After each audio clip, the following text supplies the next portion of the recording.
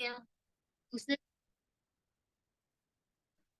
वो बच्चे ने ऐसा क्या ही किया होगा कि उसका जन्म ही नहीं हुआ। तो थोड़े बच्चे ऐसे होते हैं कि जन्म के भी उनको या तो कोई डिसीज हो जाता है या हार्ट प्रॉब्लम होती है या ऑर्गन्स डेवलप नहीं हुए होते हैं और वो मर जाते हैं। वो बच्चा तो अभी जन्मा है, उसने ऐसा क्या ही कर्म किया होगा कि वो मर गया इतनी जल्दी। तो हम कर्म हमारे हर भाव में बांधते रहते हैं। तो इट इज नॉट नेसेसरी, जरूरी नहीं है कि हम ये भाव में जो कर्म बांधे हैं वो यही भाव में चुकाने। हम अभी कर्म बांध के भी अगले भाव में आने वाले हमारे सारे भाव में कभी भी कर्मोदय हो सकता है। कर्मोदय यानी कर्म का उदय। उदय मतलब कर्म का आना, उसका इफेक्ट, रिएक्शन, अच्छा भी हो सकता है बुरा भी हो सकता है। तो हमने कल 3 पॉइंट देखे थे, तो मैं अभी स्क्रीन शेयर कर रही हूँ। तो अपने वो 3 पॉइंट रिवाइज करके अपने आगे बढ़ते हैं।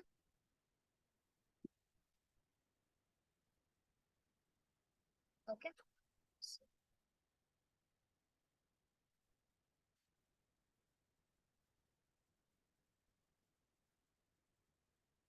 आप सबको मेरी स्क्रीन दिख रही है?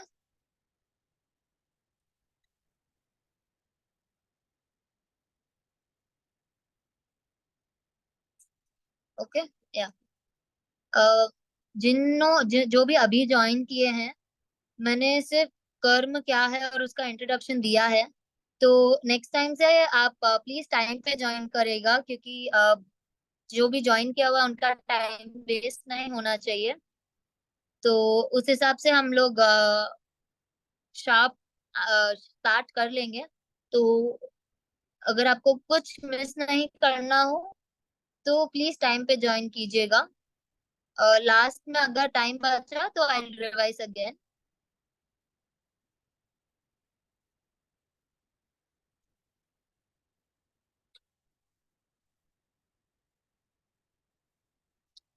एक से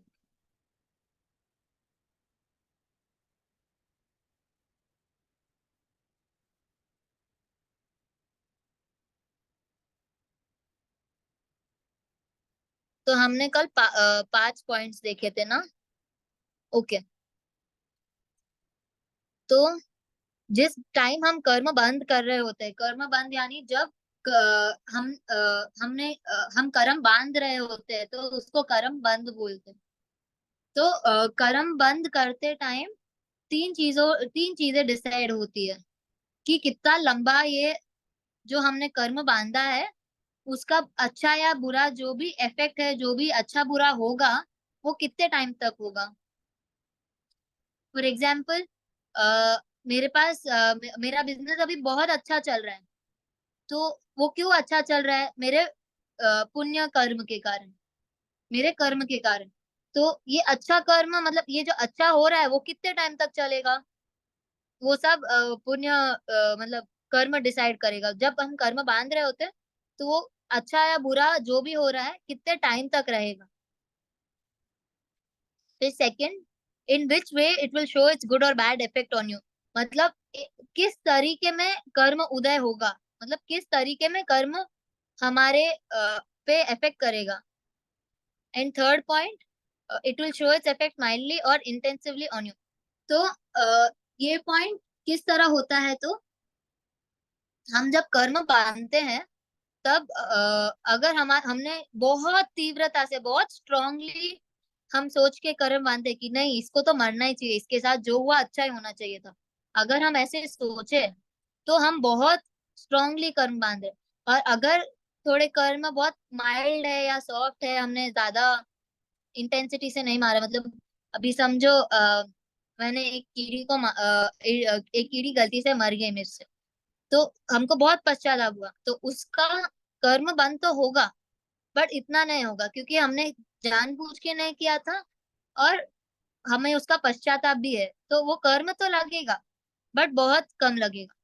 तो कर्म बंद होते टाइम हमको पता मतलब कर्म बंद होते टाइम ऐसा होगा कि उसका जो उदय होगा वो थोड़ा होगा या ज्यादा होगा। इसमें कल मैंने आपको चश्मे वाला एग्जाम्पल दिया था, अगर आपको याद है, कि अगर मेरा कर्म बहुत ज्यादा हुआ तो मेरी तो आंखें भी जा सकती है, और अगर मेरा कर्म थोड़ा सा हुआ तो मेरा पार्शियल विजन लॉस होगा, मतलब मेरे को थोड़ा कम दिखेगा और मेरे को चश्मा लगाना पड़ेगा। और मेरे को चश्मा लगाया मतलब मेरे को कर्म है, क्योंकि मेरे को अच्छे से नहीं दिख रहा।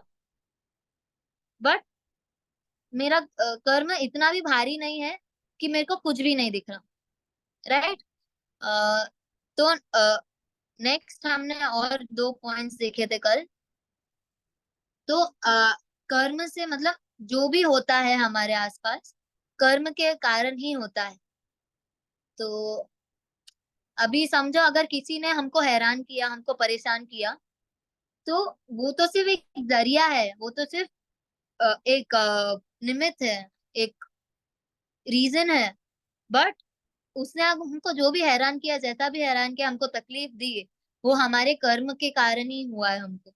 तो हमको उस इंसान से द्वेष नहीं करना चाहिए, हमको उस इंसान से नफरत नहीं करनी चाहिए। द्वेष यानी नफरत। तो हमको उस इंसान से नफरत नहीं करनी चाहिए जिसने हमको परेशान किया।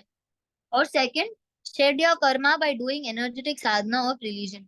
तो अगर हम अच्छे काम करते रहेंगे, धार्मिक क्रिया करते रहेंगे, तो हमारे कर्म टूटेंगे, और तब हम पुण्य का भी बंद करेंगे। कैसे? तो हमारे विचार अच्छे होंगे। अगर हम धार्मिक क्रिया करें अच्छे इंटेंशंस के साथ, और सिर्फ करने के लिए नहीं करें, अच्छे इंटेंशंस इंटेंशंस के साथ करें, और प्योर इंटेंशंस के साथ करें, तो हमारे कर्म भी कम होंगे और हमारा पुण्य भी बढ़ेगा। राइट। तो इसमें किसी को डाउट है कोई?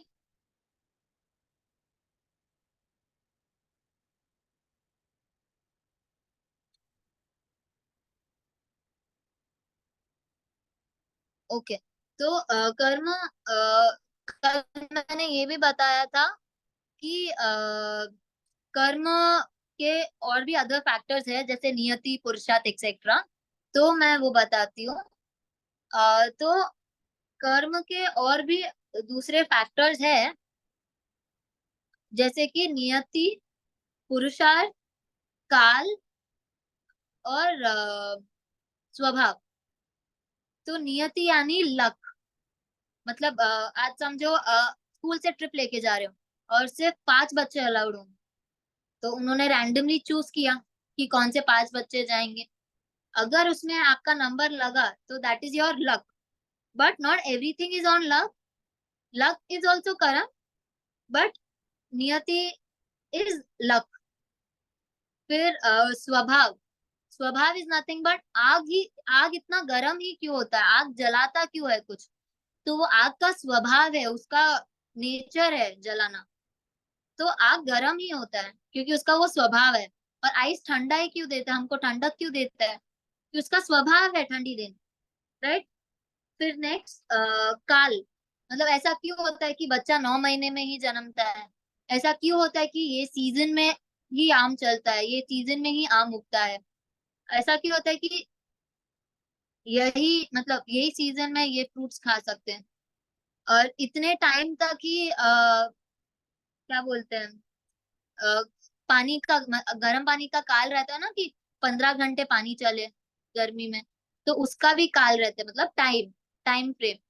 और पुरुषार्थ। पुरुषार्थ मतलब हमको ऐसा नहीं सोचना चाहिए कि कर्म है तो हमारे कर्मों के कारण ही होगा, हम क्यों मेहनत करें, हम क्यों पढ़ाई करें, मार्क्स तो हमको हमारे कर्मों के कारण ही आएगा, तो एग्जाम पढ़ के क्यों जाए हम एग्जाम के लिए, जो आना है मार्क्स तो वही तो आएगा। बट ऐसा नहीं होता ना, हम अगर पुरुषार्थ करें तो हमारे कर्म भी आ, रुक जाते होंगे। मतलब जरूरी नहीं, मतलब कर्म तो होता ही है बट पुरुषार्थ भी बहुत नेसेसरी है। Tell us which ways we can shed karmas, what kriyas every day। तो कर्म के बहुत सारे प्रकार है, तो मैं इन डिटेल वो कर्म समझाऊंगी, और वो कर्म कैसे आप नहीं बांधो, कैसे आप कर्म तोड़ो, वो सब मैं आपको इन डिटेल आगे आगे क्लासेस में बताती जाऊंगी।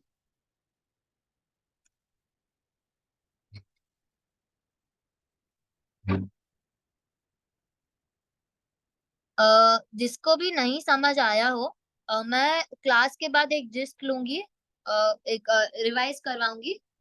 तो फिर आपने रिवीजन में वो वापस देख लेंगे, उस टाइम अगर आपको कोई डाउट हो तो मैं समझा दूंगी। ओके। तो नेक्स्ट है टाइप्स ऑफ कर्म। ओके। तो ज्ञानावर्णीय कर्म इज द फर्स्ट टाइप, दर्शनावर्णीय कर्म इज द सेकेंड टाइप, वेदनीय कर्म थर्ड, फोर्थ मोहनीय कर्म, फिफ्थ आयुष्य कर्म, सिक्स नाम कर्म, सेवेंथ गोत्र कर्म और एट अंतरय कर्म। एट टाइप्स के कर्म होते हैं, राइट। तो अभी मैं आपको इसके रिलेटेड एक स्टोरी बताती हूँ जिससे आप ये कर्म याद कर पाओ। ओके। तो एक ज्ञानचंद नाम का सेठ था जो दर्शन करने गया, और उसको पेट में बहुत वेदना हुई। फिर वो मोहन नाम के डॉक्टर के को बुलाया उन्होंने, और मोहन डॉक्टर ने बोला कि आपका आयुष्य बहुत कम है। और फिर उनको पूछा कि आपका नाम क्या है, आपका गोत्र क्या है।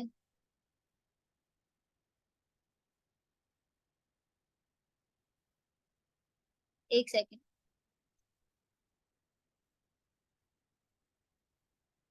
मैं आपको वो पीडीएफ दिखाती हूँ स्टोरी का। एक सेकेंड।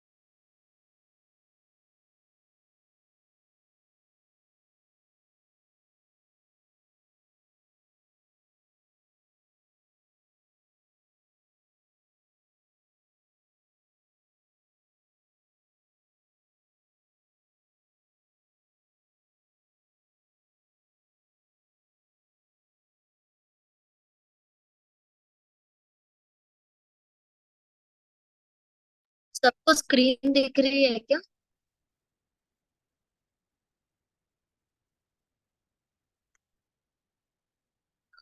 सबको स्क्रीन दिख रही है तो मेरे को चैट बॉक्स में डाल दो। हाँ, एक सेकेंड।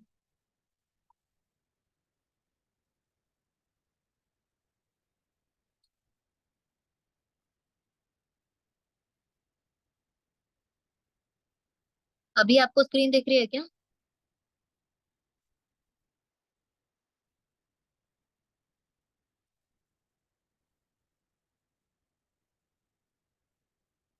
ओके। तो ये स्टोरी है। ओके। ज्ञानचंद सेठ दर्शन करने गए, रास्ते में वेदना हुई। रास्ते में वेदना हुई। सामने आते मोहन भाई वेद को कहा, आओ वेदराज जी, मेरी जल्दी दवा करो, नहीं तो मेरा आयुष्य खत्म हो जाएगा। मोहन भाई ने कहा, भगवान का नाम लो, गोत्र देवता को याद करो, तो तुम्हारे सभी अंतराय टूट जाएंगे। तो इधर आठों कर्मों का नाम आता है। फर्स्ट ज्ञानावर्णीय कर्म। तो ज्ञान, ज्ञानचंद सेठ, तो वो दर्शन करने गए, तो दर्शनावर्णीय कर्म, दर्शन। उनको वेदना हुई, वेदनीय कर्म। मोहन भाई डॉक्टर वेद, तो मोहनीय कर्म। फिर आयुष्य, आयुष्य कर्म, आयुष्य खत्म हो जाएगा तो आयुष्य कर्म। मोहन भाई ने कहा भगवान का नाम लो, तो नाम कर्म। नेक्स्ट, गोत्र देवता को याद करो, तो गोत्र कर्म। अंतराय टूट जाएगी तो अंतराय कर्म। ये स्टोरी सबको समझ आई क्या, कि मैं वापस रिपीट करके समझाऊं?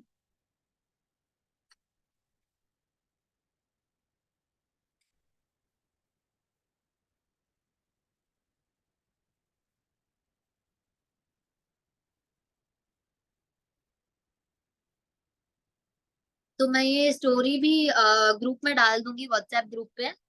तो आप सब ये 8 कर्मों के नाम डेफिनेटली याद कर दीजिएगा, तो बहुत हेल्पफुल रहेगा। तो मैं एक बार वापस स्टोरी रिपीट कर देती हूँ, रीड कर लेती हूँ, फिर आगे बढ़ते हैं। ज्ञानचंद सेठ दर्शन करने गए, रास्ते में उन्हें वेदना हुई। सामने आते मोहन भाई वेद को कहा कि आओ वेद जी, मेरी जल्दी दवा करो, नहीं तो मेरा आयुष्य खत्म हो जाएगा। मोहन भाई ने कहा भगवान का नाम लो, गोत्र देवता को याद करो, तो तुम्हारी सभी अंतराय टूट जाएगी।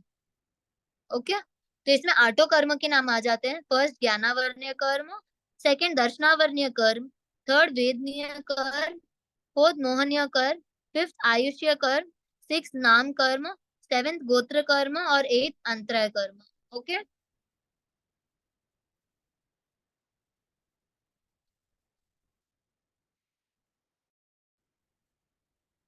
तो ये आठों कर्मों के नाम है। आप चाहिए तो स्क्रीनशॉट ले लीजिए, नहीं तो मैं ग्रुप में डाल दूँ।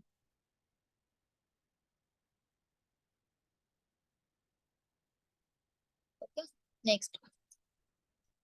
तो कर्म दो टाइप्स के होते हैं, एक घाती कर्म और एक अघाती कर्म। तो घाती कर्म में कौन से कर्म आते हैं, तो फर्स्ट ज्ञानावर्ण्य कर्म आता है, सेकंड दर्शनावर्ण्य कर्म आता है, फोर्थ मोहनीय कर्म आता है और एट वाला अंतराय कर्म आता है। तो ऐसा क्यों डिवाइड किया है कर्म दो टाइप्स में? घाती कर्म मतलब क्या? तो घाती कर्म यानी which directly degrades the qualities of our soul, मतलब डायरेक्टली हमारी आत्मा पे अटैक करता है, उसको घाती कर्म बोलते हैं। और अघाती कर्म यानी क्या? जो घाती कर्म को हेल्प करते हैं उनका काम करने के लिए। अघाती कर्म सिर्फ हमारे शरीर को लगता है, हमारी आत्मा को एक इन्फ्लुएंस करता है, मतलब घाती कर्म को अपना काम करने में हेल्प करता है। बट अघाती कर्म तो अपने शरीर को लगता है डायरेक्टली, इनडायरेक्टली अपने आत्मा को इफेक्ट करता है। ओके। तो इसको बेटर समझने के लिए एक इधर।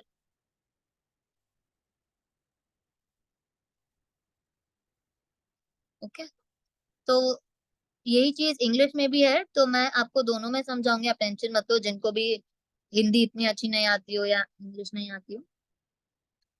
तो घाती कर्म और अघाती कर्म यानी क्या? जो कर्म सीधे आत्मा को प्रभावित करते हैं और उसकी प्रकृति और शक्ति में बाधा डालते हैं, उसे घाती कर्म कहते हैं। तो जो कर्म डायरेक्टली आत्मा को इन्फ्लुएंस करते हैं या आत्मा की क्वालिटीज जो है उसको अफेक्ट करता है, उसकी प्रकृति, उसका नेचर और उसकी शक्ति, जो आत्मा की शक्ति होती है और उसकी जो उसका जो नेचर होता है, वो आगे दिखाने नहीं देता या उसमें बाधा डालता है, तो उसे घाती कर्म बोलते हैं। तो मैंने बोला था ना, ज्ञानावर्ण्य, दर्शनावर्ण्य, मोहनीय और अंतराय कर्म, चार घाती कर्म होते हैं। ओके। तो जब ये पूरी तरह से क्षय हो जाते हैं, तो आत्मा अनंत ज्ञान, मतलब केवल ज्ञान, अनंत ज्ञान मतलब लास्ट जो स्टेज है एकदम ज्ञान का, वो है केवल ज्ञान। अनंत दृष्टि मीनिंग केवल दर्शन, और अनंत शक्ति मतलब एकदम बलवान, एकदम वीर्य, और अनंत आनंद मतलब एकदम टॉप में से आना, मतलब बहुत सुख, सुख बहुत सुख देता है, उसे अनंत आनंद कहते हैं। और वितरागता प्रकट करती है, मतलब आत्मा की जो एक्चुअल, मतलब एक्चुअल गुण है, आत्मा का जो नेचर है, जब ये सारे घाती कर्म का नाश हो जाता है तो आत्मा अपने प्योरेस्ट फॉर्म में आ जाती है, उसका जो एक्चुअल क्वालिटीज है वो दिखाई देता है। ओके। जब घाती कर्म का नाश होता है तब आत्मा केवली या अरिहंत पद को प्राप्त करती है। तो अभी अरिहंत भगवान, अभी हम नवकार में क्या देखते हैं, नमो अरिहंतानम नमो सिद्धानम। तो ऐसा क्यों है कि अरिहंत भगवान पहले है और सिद्ध भगवान नीचे है? अरिहंत भगवान ने सिर्फ 4 घाती कर्मों का नाश किया होता है और सिद्ध भगवान ने 8 घाती और अघाती कर्मों का नाश किया, 8 कर्म का नाश किया। तो 8 कर्म तो 4 कर्म से ज्यादा हुए, तो हमको सिद्ध भगवान को पहले प्रणाम करना चाहिए। तो हम पहले अरिहंत भगवान को क्यों प्रणाम करते हैं? ये क्वेश्चन का आंसर आप मेरे को कल क्लास में दीजिएगा, कि अरिहंत भगवान को हम क्यों पहले बोलते हैं और सिद्ध भगवान को क्यों बाद में बोलते हैं। नमो अरिहंता नौकार में नमो अरिहंतानम नमो सिद्धानम में अरिहंत भगवान पहले क्यों है और सिद्ध भगवान सेकंड क्यों है? मेरे को ये क्वेश्चन का आंसर आप लोग कल ढूंढ के आना, और किसी को नहीं मिले तो मैं कल क्लास में बताऊंगी। ओके।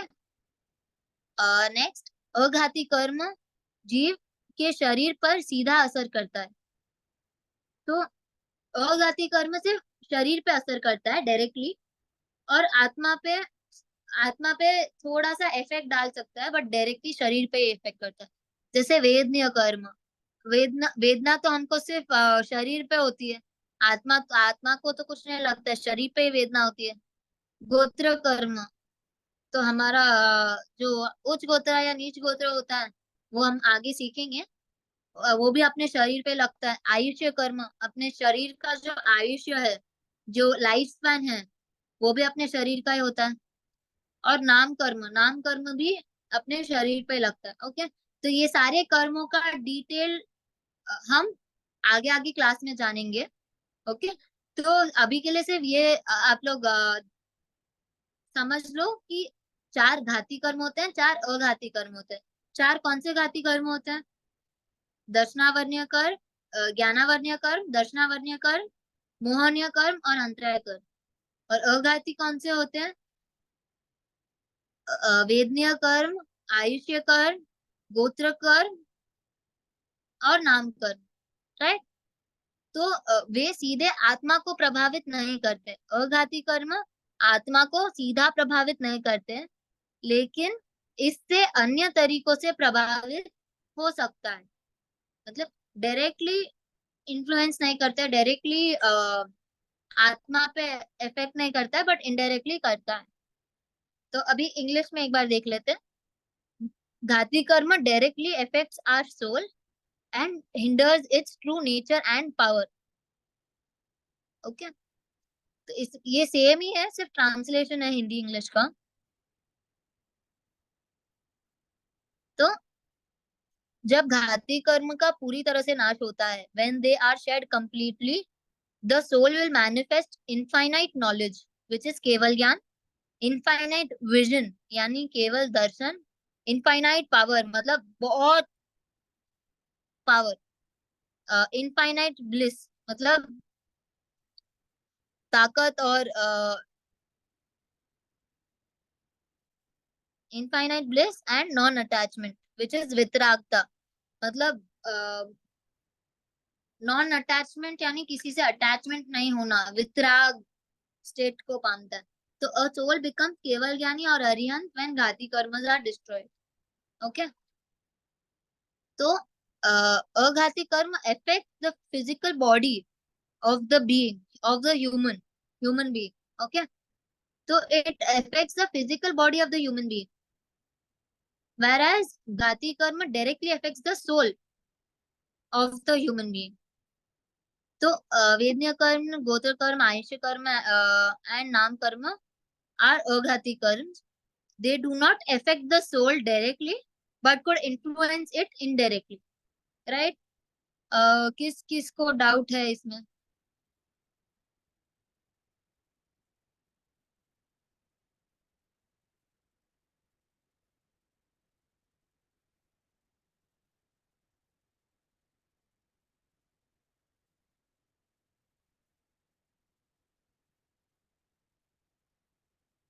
घाती अघाती कर्म सबको समझ आया क्या?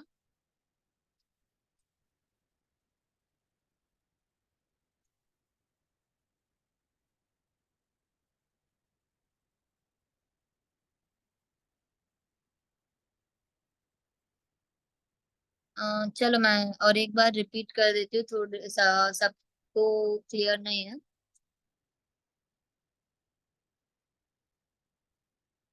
मैं स्टोरी आपको ग्रुप में भेज दूंगी, तो आप सब याद कर लेना।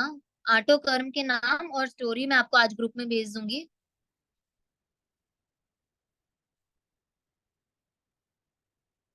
ओके। एंड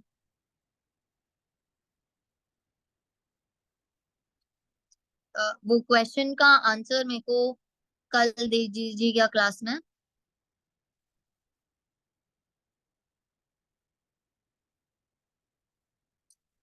ओके, मैं और एक बार रिपीट कर लेती हूँ। मैं इंग्लिश में रिपीट करूँ कि हिंदी में रिपीट करूँ?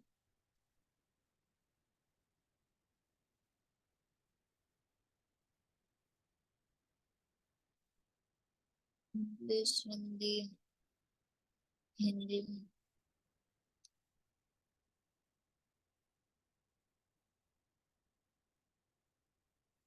ठीक है, मैं दोनों में रिपीट कर लेती हूँ एक बार।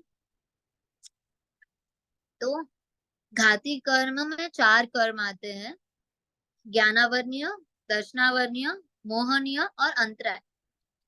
तो घाती कर्म ऐसे कर्म है जो सीधा डायरेक्टली हमारे आत्मा पे अफेक्ट करती है।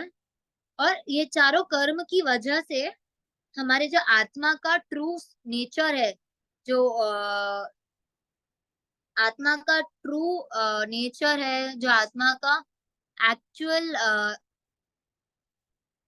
क्या बोलते हैं स्टेट होता है, वो उसे आत्मा का जो शक्ति होता है, उसका जो नेचर होता है, उसका जो प्रकृति होता है, उसमें बाधा डालती है। उसका ट्रू नेचर हमको देखने नहीं देती। तो इन चारों कर्म की वजह से हम हमारे आत्मा का ट्रू नेचर और उसकी शक्ति नहीं जान पाते हैं, उसमें बाधा आ जाती है। राइट। तो इन चारों कर्म का पूरी तरह से क्षय होने के बाद हमारी आत्मा को केवल ज्ञान हो जाता है। मतलब अनंत ज्ञान, यानी केवल ज्ञान। अनंत दृष्टि मतलब केवल दर्शन होता है। अनंत शक्ति होती है। अनंत आनंद मिलता है, मतलब परम सुख मिलता है। और वितरागता प्रकट होती है। मतलब ये सब तो हमारे आत्मा में ऑलरेडी है, बट इन कर्मों के कारण एक आवरण आ जाता है। मतलब एक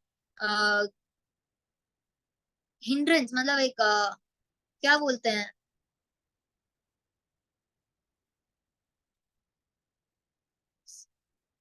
एक हिंड्रेंस आ जाती है, एक बाधा आ जाती है कि हम हमारे ट्रू, जैसे समझो ना, मैंने किसी पे चादर डाल दी हो, किसी चीज पे चादर डाल दी हो, तो वो चादर ही कर्म है। और वो चीज अंदर जो है वो आत्मा है। तो आत्मा पे अगर चादर डाल दे कर्मों का, तो हमें आत्मा दिखेगी? नहीं दिखेगी। तो वही कर्म का काम है कि हमको आत्मा का जो असली नेचर है, असली जो शक्ति है, वो हमें देखने नहीं देती, और एक ब्लैंकेट जैसे एक बाधा बन जाती है, एक हिंड्रेंस बन जाता है। तो जब घाती कर्मों का नाश हो जाता है, तो आत्मा केवली या अरिहंत पद को प्राप्त करता है। और अघाती कर्म जीव के जीव के शरीर पर, मतलब इंसान के जो शरीर है, उस पे सीधा असर करता है, आत्मा पे नहीं करता है। घाती कर्म आत्मा पे करता है और अघाती कर्म शरीर पे करता है। ओके। तो वेदनीय कर्म, आयुष्य कर्म, नाम कर्म और गोत्र कर्म, ये चार अघाती कर्म होते हैं। और वो सीधा आत्मा को प्रभावित नहीं करते, आत्मा को इन्फ्लुएंस नहीं करते, पर मतलब शरीर पे करते हैं तो डायरेक्टली या मतलब इनडायरेक्टली आत्मा पे इफेक्ट हो सकता है, बट डायरेक्टली इफेक्ट नहीं होता। राइट। और इंग्लिश में अभी एक बार देख लेते हैं। The karma that directly affects the soul and hinders its true nature and power is called ghati karma. जो कर्म हमारे आत्मा को यानी सोल को अटकाता है या it hinders its true nature, उसका एक्चुअल नेचर और उसकी एक्चुअल पावर हमको नहीं देखने देता है, मतलब उसका वो घाती कर्म होता है। And a soul becomes Kevali और Arihant when ghati karmas are destroyed, right. And aghati karmas affect the physical body of the human being, मतलब हमारा जो बॉडी है उस पे अघाती कर्म इफेक्ट करता है, ना कि हमारे सोल पे। तो वेदनीय कर्म, नाम कर्म, गोत्र कर्म और आयुष्य कर्म चार अघाती कर्म है। They do not directly affect the soul but could influence it indirectly। Okay, तो अभी भी किसी को डाउट है क्या इसमें?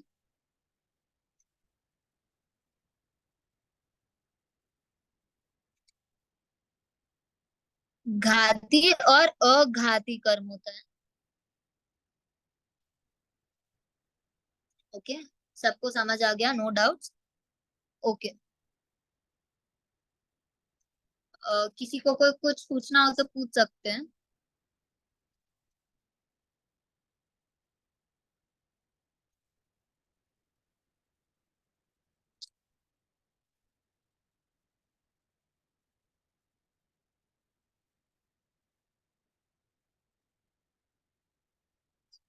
ओके, तो एक लास्ट अपने एक देखते थे।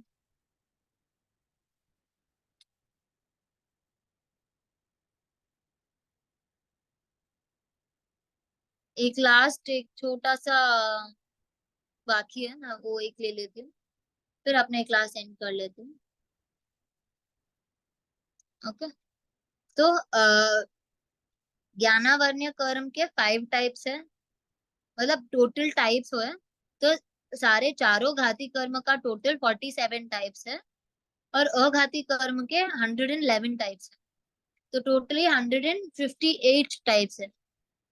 तो ज्ञानावर्ण्य के 5, दर्शनावर्ण्य के 9, मोहनीय के 28, अंतराय के 5, वेदनीय के 2, आयुष्य के 4, नाम का 103 और गोत्र का 2।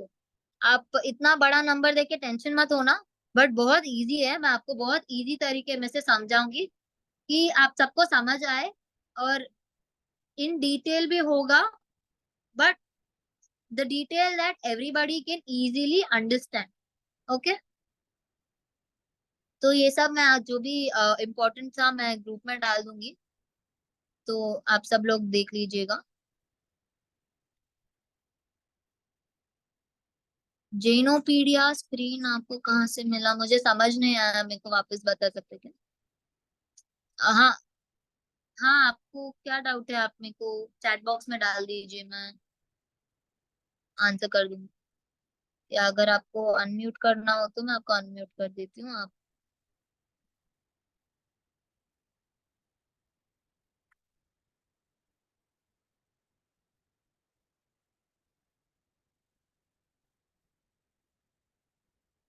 अभी किसी को भी अगर डाउट्स पूछने हो तो मैं अनम्यूट कर रही हूँ, तो आपने डिस्कस कर सकते हैं। किसी को डाउट था ना?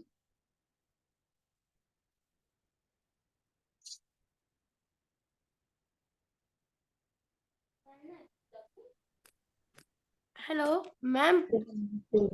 हाँ, हाँ, मैम अगर हमने कल का क्लास अटेंड नहीं किया है तो उसका आप रिकॉर्डिंग भेज सकते हो ग्रुप में।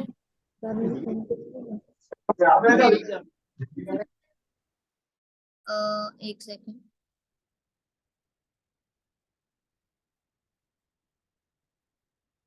अभी आपको अनम्यूट कर लीजिए, फिर मैं कौन था? मैम हाँ, हाँ, मैम मेरा नाम काव्या है। वो अघाती कर्म है कि अघाती कर्म? अघाती कर्म है। घाती, घाती एंड अघात, अधाती नहीं है, अघाती है। ठीक है। हाँ, और किसी को कोई डाउट है? ओके, नहीं। अ, मैं रिकॉर्डिंग शेयर कर पाऊँ नहीं कर पाऊँ, मैं डाउटफुल हूँ। नहीं तो कल के जो भी मेन इंपॉर्टेंट पॉइंट्स है मैं ग्रुप में डाल दूंगी, या कल वापस एक और एक बार जिस देख लेंगे। हम लोगों ने आज वापस जस्ट देखा था, मतलब वापस रिवाइज किया था। अगर कोई लेट आया हो तो पता नहीं, बट हाँ। तो आप सब लोग कल टाइम पे क्लास ज्वाइन कर लीजिएगा। कल क्लास 4 बजे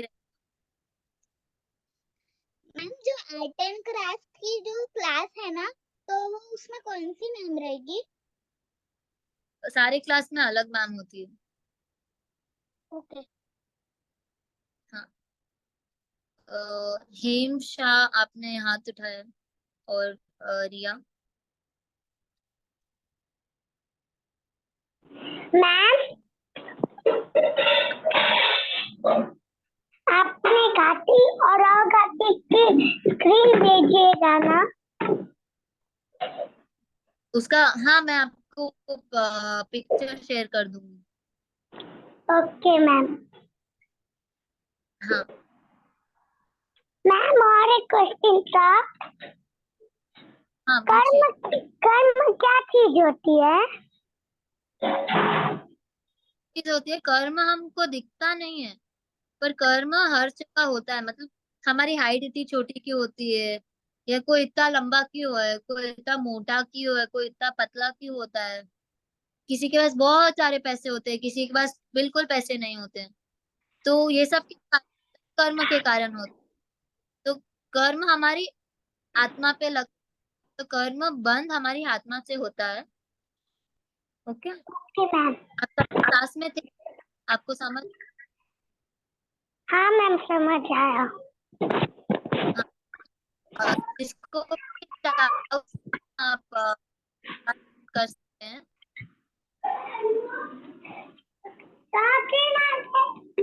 मैं जो साथी 40 पॉइंट भेज दूंगी, so that everybody can revise and all। तो प्रणाम। जिन शासन के विरुद्ध जो भी बोल रहा हो तो मिच्छामी दुक्कड़म। प्रणाम। आर्या आपने हाथ उठाया, आपको कोई डाउट है क्या?